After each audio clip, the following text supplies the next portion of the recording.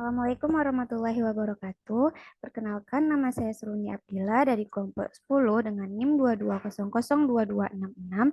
Baik, yang akan mempresentasikan materi mengenai evaluasi kebijakan. Baiklah, untuk materi yang akan saya presentasikan adalah sebagai berikut. Yang pertama yaitu pengertian evaluasi kebijakan. Dan yang kedua, perlunya evaluasi kebijakan. Dan yang ketiga, macam-macam kebijakan. Dan yang keempat, siapa sebaiknya yang akan melakukan evaluasi kebijakan. Dan yang kelima adalah permasalahan dalam evaluasi kebijakan. Baiklah, untuk materi yang pertama, yaitu pengertian evaluasi kebijakan. Pengertian evaluasi kebijakan, menurut Anderson tahun 1975, evaluasi kebijakan adalah kegiatan yang menyangkut estimasi atau penilaian kebijakan yang mencakup substansi kebijakan dan implementasi dan dampak yang terjadi dari kebijakan tersebut. Dan yang kedua, menurut Lester dan Stewart, evaluasi ditunjukkan untuk melihat sebagian-sebagian kegagalan suatu kebijakan dan untuk mengetahui apakah kebijakan telah dirumuskan dan dilaksanakan dapat menghasilkan dampak yang diinginkan.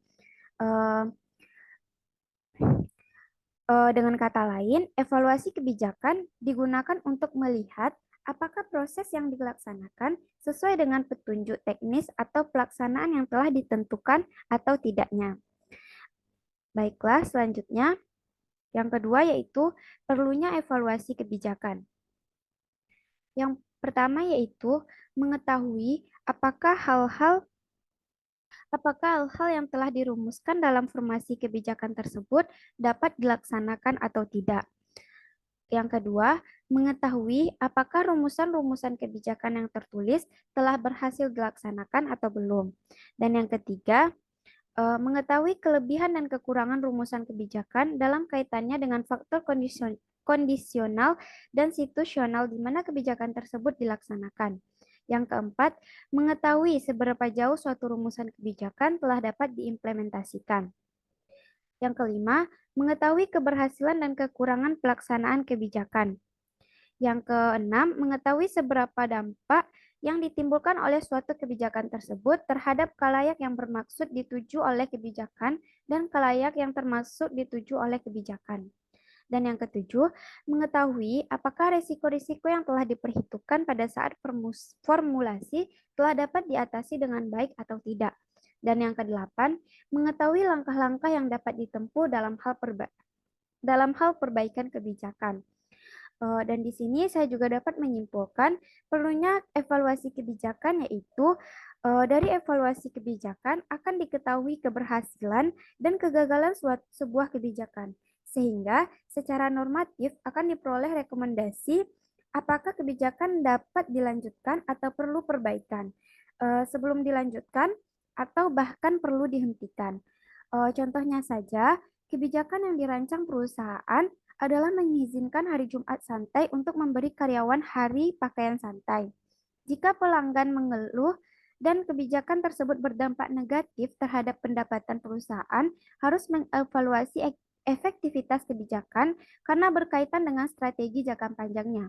Perusahaan dapat menghentikan kebijakan tersebut atau mengubah menjadi tetap di hari Jumat santai, tetapi dengan kekuatan yang lebih spesifik tentang apa yang mendefinisikan kasual di tempat kerja. Baiklah, selanjutnya yaitu adalah macam-macam evaluasi kebijakan. Yang pertama adalah menurut Anderson tahun 1979 menggolongkan evaluasi kebijakan menjadi tiga. Yang pertama, evaluasi kebijakan impressionistic yang didasarkan atas bukti-bukti yang bersifat anekdotal dan pragmatis dan dipengaruhi oleh ideologi, kepentingan, dan kriteria tertentu. Evaluasi ini menjangkau pada persoalan apakah suatu dampak kebijakan mencapai tujuan serta mempunyai dampak sebagaimana yang diharapkan atau tidak. Yang kedua, yaitu evaluasi kebijakan operasional adalah evaluasi yang dieksekusikan pada masalah-masalah pelaksanaan kebijakan. Dan yang ketiga, evaluasi kebijakan sistematik, evaluasi yang didesain secara sistematis yang memperhatikan komponen sistem kebijakan secara keseluruhan yang bersifat objektif dan apa adanya. Dan macam-macam kebijakan menurut Daun tahun 1981 menggolongkan evaluasi kebijakan menjadi tiga. Yang pertama yaitu evaluasi kebijakan semu adalah evaluasi yang hanya mempersoalkan alat-alat evaluasinya dan tidak menyentuh sama sekali terhadap substansi yang dievaluasi. Evaluasi demikian umumnya sekedar mempersoalkan apakah alat-alat evaluasi yang digunakan telah memenuhi persyaratan-persyaratan sebagai alat evaluasi yang baik. Dan yang kedua, evaluasi kebijakan resmi. Evaluasi kebijakan resmi adalah evaluasi yang di samping mempersoalkan validitas, reliabilitas, dan visibilitas alat-alat evaluasi. Juga sekaligus melihat substansi yang dievaluasi. Informasi-informasi yang didapatkan dalam evaluasi formal ini dilihat dari kesalihan dan keandalannya. Dan substansi-substansi yang dievaluasi juga dilihat apakah telah sesuai dengan target-target yang telah ditetapkan atau belum. Yang ketiga yaitu evaluasi berdasarkan teori keputusan. Mengingat suatu keputusan didasarkan atas banyak kompromi dan bahkan konsensus, maka evaluasi kebijakan berdasarkan teori keputusan ini selain memperhatikan kesahihan dan keandalan juga mempertimbangkan harga atau nilainya bagi mereka yang terlibat dalam proses pembuatan keputusan. Baiklah, selanjutnya yaitu siapa yang sebaiknya melakukan evaluasi kebijakan. Yang pertama adalah aktor resmi, pembuat kebijakan legislatif atau pelaksanaan kebijakan atau eksekutif, dan administrator dari tingkatan nasional sampai dengan tingkatan lokal. Keterlibatan pembuat dan pelaksanaan dalam evaluasi kebijakan ini bergantung kepada corak hubungan antara pembuat dengan pelaksana kebijakan. Pada hubungan bersifat teknokratika, kewenangan pembuatan kebijakan sangat besar dan bahkan hampir-hampir mutlak. Evaluasi yang dilakukan oleh pembuat harus diterima oleh pelaksana. Sebaiknya, pada hubungan yang bersifat swasta birokratis, keterlibatan pembuatan kebijakan sangat kecil karena sebagian besar kewenangan evaluasi ini adalah pada pelaksana. Bahkan hak kontrol atas pelaksanaan kebijakan ini sangat banyak ditentukan oleh pelaksana. Keterlibatan administrator di dalam evaluasi kebijakan umumnya berdasarkan kewenangan yang diberikan oleh pelaksana kebijakan. Dan yang kedua yaitu adalah aktor-aktor non-formal, yaitu evaluasi kebijakan adalah partai politik, organisasi massa, interest group, kelompok perantara, mitra pelaksana kebijakan, tokoh perorangan, dan media massa.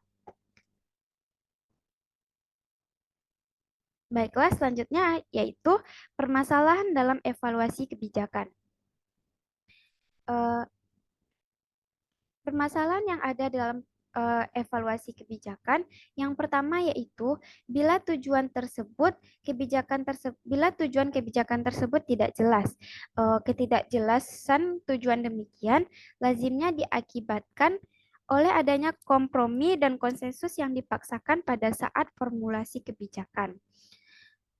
Kompromi dan konsensus demikian lazim dipaksakan karena memang dimaksudkan untuk mengakomodasi banyaknya kepentingan yang ada di dalamnya. Tanpa adanya kompromi-kompromi bisa menjadi penyebab formulasi kebijakan tersebut tidak disetujui oleh kebanyakan peserta kebijakan. Dan jika tidak disetujui, berarti tidak dapat dilaksanakan. Maka dari itu, tujuan yang dirumuskan umumnya kabur dan bisa bermakna ganda, padahal gandanya makna tujuan justru menyukarkan evaluasinya atau menyulitkan evaluasinya. Dan yang kedua yaitu cepatnya perkembangan masyarakat yang menjadi sasaran kebijakan tersebut.